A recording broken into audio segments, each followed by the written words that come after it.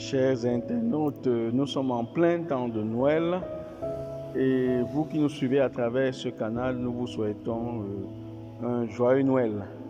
Et en ce dimanche, l'Église célèbre l'épiphanie du Seigneur, qui est la manifestation de Jésus-Christ du Seigneur au monde, à travers les trois grands personnages qu'on appelle communément les mages, Balthazar, Melchior et Gaspard, qui sont venus à la rencontre du Seigneur pour pouvoir l'adorer. Et dans l'évangile qui est tiré de Matthieu au chapitre 2, verset 1 à 12, les rois mages disent de façon explicite au roi Hérode qu'ils ont vu l'étoile du Seigneur à l'Orient. Ils viennent de l'Orient, ils ont vu cette étoile. Et c'est pourquoi dans les crèches, dans nos églises, dans nos familles, il y a toujours cette étoile qui est mise en exergue pour que nous puissions savoir que c'est cette étoile qui nous conduit à l'étape où est né le divin Sauveur.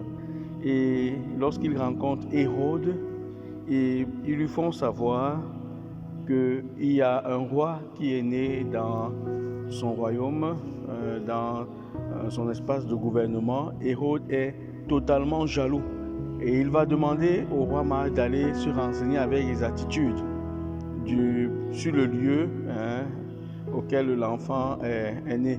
Ceci pour justement venir mettre fin à la vie de cet enfant. Hérode représente toutes ces personnes qui ont pour mission parfois de détruire les étoiles de nos enfants.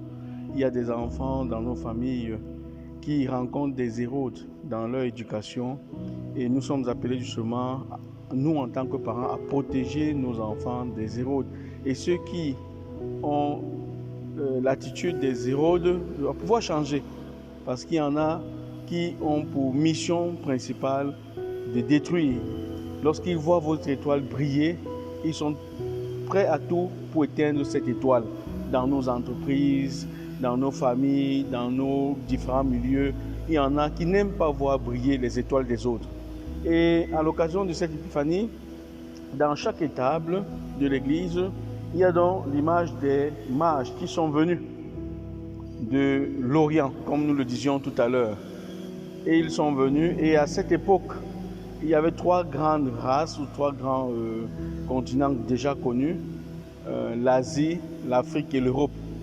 Et d'après la tradition, on nous dit que Balthazar était africain, c'est-à-dire un noir, et lui, il a apporté la myrrhe. Gaspard était de l'Asie, lui, il a apporté de l'encens, et Melchior était de l'Europe, il a apporté de l'or.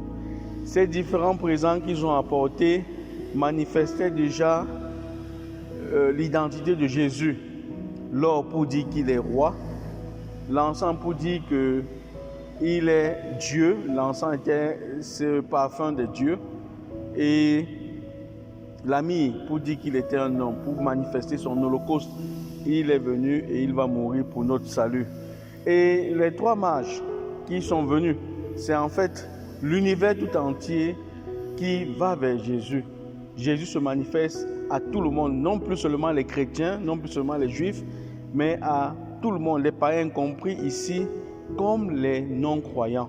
Eux aussi, ils ont droit au salut. Ils sont appelés aussi à aller honorer le divin Sauveur. Et c'est pourquoi pendant cette période de Noël, c'est très important que les chrétiens et les non-chrétiens célèbrent la venue de Jésus, venu sauver l'humanité. La présence des trois mages est aussi l'expression des trois âges. Certains pères de l'Église ont vu en cela les trois âges. La jeunesse, l'âge mûr et la vieillesse. Autrement dit, tous les âges sont également appelés à venir honorer le divin Sauveur. Puissions-nous et puissiez-vous, durant cette épiphanie du Seigneur, laisser que le Seigneur vous conduise à lui. Cherchez également à venir honorer le Seigneur avec ce que vous avez, avec ce que vous êtes, et ne jamais s'exclure justement au salut apporté par le Seigneur Jésus. Il n'est pas venu seulement pour les chrétiens, il est venu pour chacun d'entre nous, pour tous les âges, pour toutes les cultures. Venons à lui avec ce que nous avons de précieux. Que le Seigneur vous bénisse, au nom du Père et du Fils et du Saint-Esprit.